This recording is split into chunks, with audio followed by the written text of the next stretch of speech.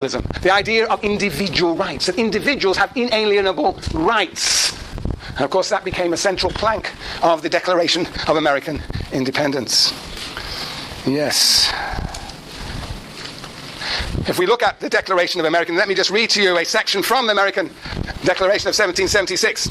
Listen to this. We hold these truths to be self-evident, that all men are, that all men are created equal, that they are endowed by their Creator with certain inalienable rights, and among these are life, liberty, and the pursuit of happiness. That to secure these rights, governments are instituted among men, deriving their just powers from the consent of the governed. The consent of the governed. That governments have to have the consent of the governed. It is radical stuff. That whenever any form of government becomes destructive of these ends, it is the right of the people to alter or to abolish it. I think we may have forgotten this.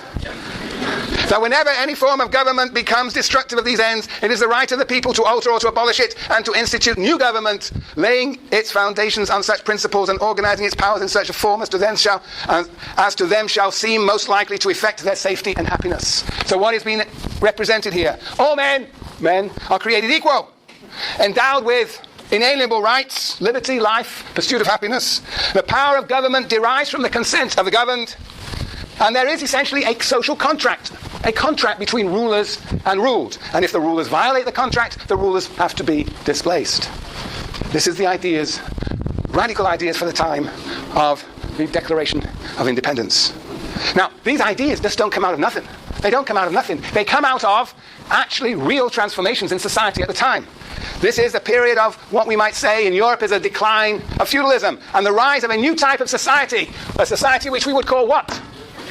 Capitalism, or not quite capitalism perhaps, but a market society.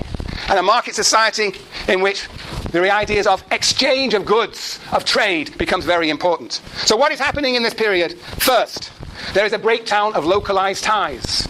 Breakdown of localized ties. Ties that unite family, lord and serf on circumscribed, limited terrain. These ties get broken down. And instead we get the rise of commerce that connects different localities. We get the expansion of markets. That is, what is a market? What is a market? It involves exchange of goods. The most primitive idea of a market is the idea of the exchange of goods. The exchange of goods.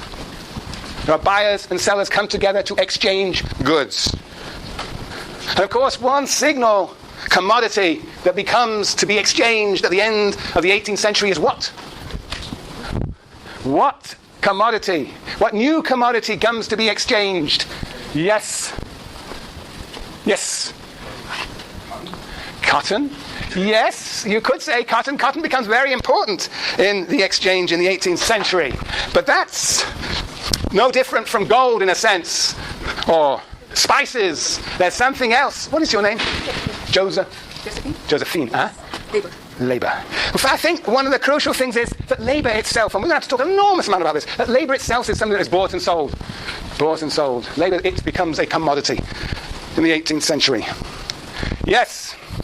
So labour moves around to find buyers that will pay them a what? Wage. Yes, very good. And one reason why we get a labour market, why we get the commodity of labour, how does this happen? Yes. In England, there's enclosures. Yes, in England, the prototype is an enclosure. Now, what is an enclosure?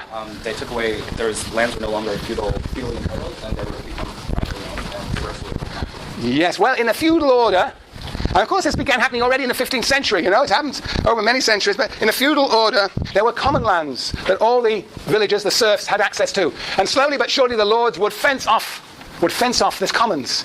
And so it no longer became possible for serfs to actually eke out an existence. So in a sense they were expelled from the land and of course found themselves looking for work in the cities where there were capitalists looking to employ them. So yes, the enclosures, the pushing off of workers, of serfs from the land, dispossessing them of access to the means of their subsistence.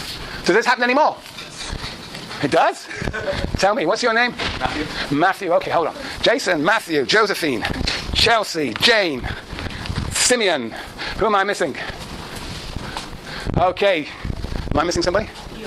Neil. Where's Neil? That's Conrad. Very good. Thank you. Right. Yes. So how does it happen? No, I just blinked out on your name. How could I do that? Matthew. Okay. Yes. So, I asked the question was, does it happen today? These enclosures. It's not exactly the same, but if you look at the majority of people below the poverty line in some developing nations, they have no land tenure as far as so they're just around at will of whatever government power. And so not only are they selling their wage, sometimes not all, or sometimes very little, they have no place to live. Are there any more blatant? Yes. Any other thoughts of anybody you know? Yes, Annie? It's also the housing prices too high, but you can't afford the real estate. So push up. People have been dispossessed of access to what? Housing, because they can no longer afford the housing. Increasingly, today this is happening, right? People have been dispossessed of their foreclosures are happening all over the place in California, I believe. Yeah. So that's what happens in this country too. Yes, Jason? No, it's not Jason. So, yes, we have Jason, go on. A lot of places like Mexico, a lot of the people who kind of live traditional agrarian farming lives for generations, they're now having to compete with the globalized market, and they just can't do it, so it basically forces them off the land, and they kind of go find the cities. Right, because what's coming in? Cheap food. Yeah. Cheap food. So they cannot actually exist. And so, because their food is so cheap, subsidized food from where? The US. Yes, at the back, yes? The use of eminent domain to displace people from their homes to go public quarters. Yep. And it happens in dramatic ways. If you ever want to talk to Mike Levigan, he'll tell you all about the dispossession of people from access to land in India, for example. Yes, it happens all the time, even today. Often it's seen as a historical phenomenon, but enclosure actually continues to happen. It is the ways in which people are forced into the labour market to sell their labour power for a wage. Okay, very good. I was actually in a historical moment before I got distracted by my own enthusiasm for lack of enthusiasm for enclosures. Yes. Look, in the US, was there a feudal order in the United States of America? Hands up. Oh, crumbs, what's your name? Kristen. Oh, that's about my limit today. Kristen. Slaves on plantations? Yes, that's an interesting question. If one is to identify a feudal moment in US history, then perhaps one indeed should look at slavery. When we get into Marx, we're going to see that slavery is not the same. Slaves are not the same as serfs. But if there is some... But it mirrors some of the same kind of relationships. Yes. Some of the same. Yes, some of the same. Some ways it's different, some ways, and both are in a sense different from what we would call capitalism. But generally, of course, people say the US didn't have any feudalism. If it did, then it is, of course, in the South, in their way in which slavery dominated the South. Yes, very good. Yes, all right. So anyway, those were the changes that were happening around the time of Smith. When he's writing in the context of Europe, he is thinking of the decline of feudalism, the dissipation of local ties, the development of commerce and markets and labour markets in particular. And out of this comes, in a sense, the ideas that are central to the wealth of nations, namely the ideas of a market governed by the laws of supply and demand. So that when supply goes up, prices fall. What happens? What are the laws of supply and demand? Anybody know what the laws of supply and demand are? Conrad? Yes? No? You can refuse to answer. I refuse. You refuse to answer. Very Bolshevik. Yes. You know where Bolshevik comes from? Bolshevik. Right, yes. Okay, Simeon. Well, the idea of perfect competition, as the supply increases, the price that's demanded at the state increases, and vice versa. Right now, the scarcity is the same.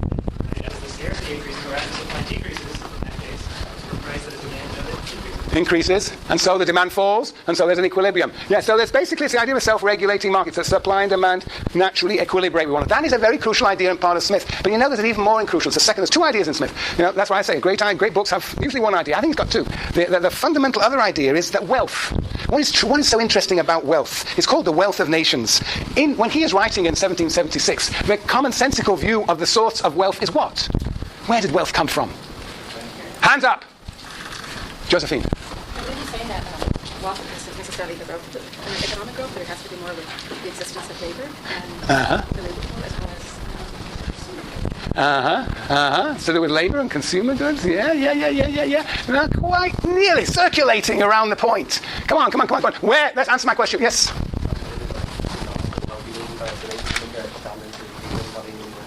Better off than Scotland. Yes, but why was England better off than Scotland? Now, there's two answers to this question. Where did wealth come from? Where does wealth come from, do you think, for most people in 1776 when Smith writes The Wealth of Nations? Where? Land. That's one possibility, is to say land. In fact, the so-called physiocrats said, yes, labour on the land, but even prior to that, where does land... Yes? Well, yeah, you're living in the 21st century. You're living in the 20th century, but in those days, where did wealth come from? In the imagination. Yes, I mean... Their parents inherited wealth. Yeah, you could say that, but how was it? Where did it come from? That's how it's inherited. But where did it come from?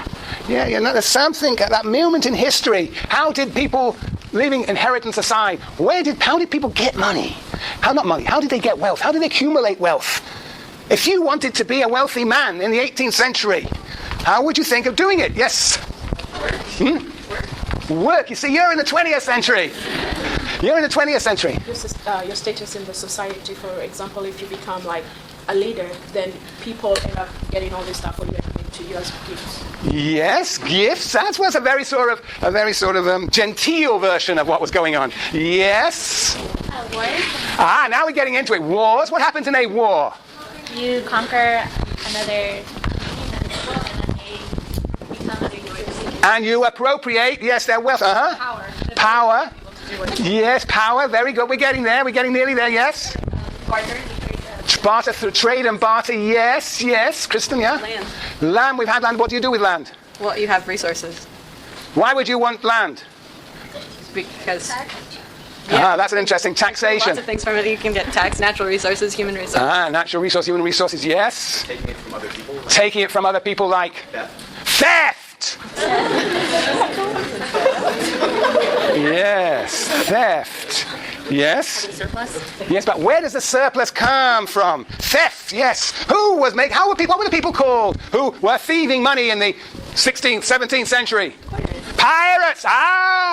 Booty capitalism, venture capitalism, colonialism, appropriating resources, gold, spices, silk, appropriating it, sometimes trading it in a way. What's the idea of trade? You sell something at a higher price, then you buy it. Those are merchants. These were the ways of accumulating wealth. And what did Smith say? That the new way of accumulating wealth is... Hands up, Conrad. Increasing your productivity. And what does it mean, increasing productivity? It means doing what? Having more workers. Work. Through productive labor. That was what Smith saw, that it was through productive labor, through work, that we create wealth. This was the revolutionary theoretical breakthrough of Adam Smith, to recognize that wealth does not only come from appropriating things, thieving things, colonizing, but from productive activities, from the division of labor. Very good. Phew, that's the second great contribution. First, the idea of markets and how they equilibrate, and second, most profound for this course, namely the idea of the division of labor. He was not the first person to talk about the division of labor, but he was the first to center it, to thematize it, to focus it, and make it the center of his understanding of the modern economy. Yep. Now, my last point on Smith. This chap is writing in 1776, and not surprisingly, he carries with him in his writings certain assumptions of his time. A great theorist transcends the time, but in certain aspects is also a victim of, or a reflection of, his time. And has anybody who've read the Reader found any sort of anachronistic phrases in that Reader? Yes? He does indeed. Well, he doesn't talk about 1,000, he talks about 10,000. You got even a page number there? 16. No, we go on the textual page, 16. If you were to look on page 16, you'll see there he talks about 10,000 naked savages. Now, we probably wouldn't use that vocabulary today. Today, we are sensitive to the fact that we are all part of the same world, and though some may think about it in those terms, nobody dares to write about it in those terms. Look. In the time that Smith is writing, what is so powerful and important is what? This way of appropriating wealth through what? Colonialism, colonization. Yes, Chelsea, very good. And I think the presumption is, and Smith is really ahead of his time, but even he succumbs from time to time to these views that today we would regard as somewhat backward. The view that Europe is civilized and the colonies are barbaric. They're uncivilized. So I think you will find from time to time there is those claims and say, but I want to tell you that you have to discount that. He's writing a particular period. He, in a sense, his theory, as we will see, is inconsistent with such a bifurcation